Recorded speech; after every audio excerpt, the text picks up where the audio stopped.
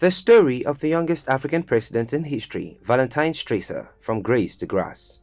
Hello explorers, welcome back to another exciting video presented to you by Explore and thanks for watching. In this video, we shall be throwing the light back to the 90s to look at the story of the youngest person in African history to become president.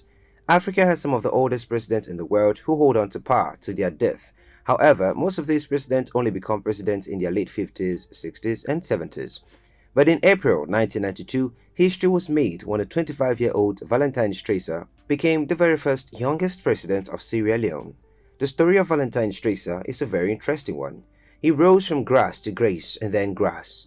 Valentine is an ex-military leader who served as head of state of Sierra Leone from 1992 to 1996. He had been a junior military officer, but then in 1992, he became the world's youngest head of state when he seized power 3 days after his 25th birthday.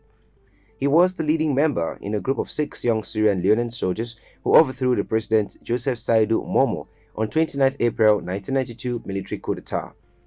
They established a military junta called the National Provincial Ruling Council, or NPRC. Before we dive into the story of Valentine and how he became president at such a young age, if you're new here, welcome. Be sure to subscribe and turn on notifications so you don't miss out on any of our videos.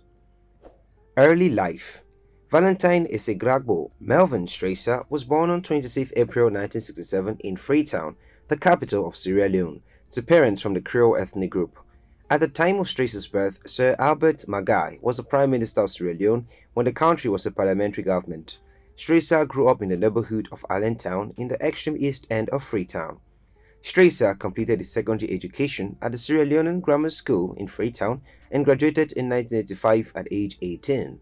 While in secondary school, Strasser was a gifted student in math and chemistry. His military career. Upon graduation from secondary school in 1985, he enlisted in the Republic of Sierra Leone military forces at the age of 18 during the government of President Siaka Stevens, and then was deployed for military training as a cadet officer at the Benguema Military Training Academy in Benguema, a town located just outside Freetown. After his training, he was commissioned into the Sierra Leonean Army at the young age of 19. He was posted to a military barracks in Daro, Kailahun district in eastern Sierra Leone. The Revolutionary United Front RUF, led by Fode Sanko, began their first attack on 25 March 1991 in Bwedu villages in Kailahun district. Strasser and all the soldiers, who were already in a military barracks in Kailahun, were sent to command and rout the rebellion against the RUF.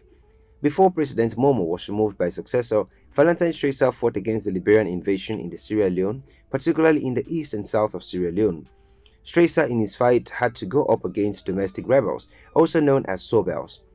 President Momo's presidency was not long-lasting because he denied the demands of the people of Sierra Leone at the time of his regime. They wanted a more cooperative political system and thought Momo provided nothing different than his predecessor. Valentine Strasser was a dedicated soldier, so how did he end up becoming the president of the diamond-rich country of Sierra Leone? His rise to the presidency. During Strasser's time at the war front in Kailahun district against the RUF, the government of Sierra Leone, led by President Joseph Saidu Momo, hardly supplied enough boots to the soldiers and the necessary military equipment to help fortify Strasser and his fellow soldiers in the war front against the RUF. The soldiers never received their salaries on time, and their welfare was hardly at the top of the government's list of priorities. After many appeals, warnings, or threats by the young soldiers, they decided to march down in their combat from Kailahun to the State House in Freetown on 29 April 1992 to protest about their setbacks in pursuing the war, demanding their outstanding salaries. The group of soldiers was led by Strasser himself and his 2 best friends and fellow soldiers, Sergeant Solomon Musa and Captain Sar Sandi. The appearance of the soldiers in the capital city forced President Momo to flee the country, and he went into exile in Conakry, Guinea. This power vacuum motivated Strasser and his men to seize power, forming the National Provincial Ruling Council (NPRC), with Strasser as its leader and the head of state of the country. Strasser became the youngest head of state in the world at just 25 years old, ignoring the country constitution which stated that aspiring presidents must be 30 years and above. After 5 years into the war in Sierra Leone, a major of soldier armies gained control in 1997. The rebellion consisted of almost the entirety of the Sierra Leone army. The soldiers that participated in the rebellion were collectively called Sobels, soldiers turned rebels. These Sobels gained popularity and were recruited into the army in the early 1990s. At the time, Captain Valentine, who was a military stronghead, became the youngest head of state by the age of 27, youngest in the world. Strasser completely shifted the Sierra Leone army by increasing its size by triple. As the army reached approximately 20,000 soldiers, Strasser was able to recruit soldiers from all types of backgrounds, including school dropouts, drug addicts, and the poor. His army's demographic led to the people's belief that the army was not ready for war. 1996 coup. In January 1996, after nearly 4 years in power, Strasser was ousted in another military coup, but this time it was his own NPRC members who were not satisfied with his handling of the peace process. The coup was led by his deputy Brigadier General Julius Maada Bio, who is now the current president of Sierra Leone, Colonel Tom Newman and Captain Komba Monde. Bio quickly rose as the leader of the coup with the support of Newman and Monde and took over as head of state of Sierra Leone. This gathering of soldiers and Sierra Leoneans involved in this rebellion was a part of the 1996 coup. This coup was unlike other political policies and rebellions that other African countries had been part of. The coup began as President Momo's regime invalidated the concerns of the people of Sierra Leone, as his political stance was unresponsive and stagnant compared to the regime before him or even compared to neighboring countries like Ghana.